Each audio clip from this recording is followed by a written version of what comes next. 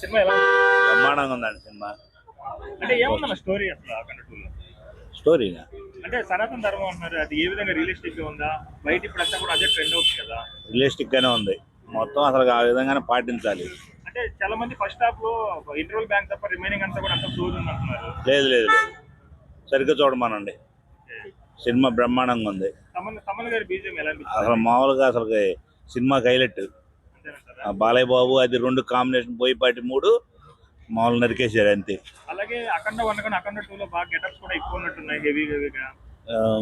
ఉన్నాయి కానీ బాలయ్య బాబు, తమన్ను, బోయపాటి మొత్తం సినిమా అంతా లాగేశారు బాగా. సో బాలయ్య ఫ్యాన్స్ కి మంచి ఫుల్ మిల్స్ ఫుల్ జోష్.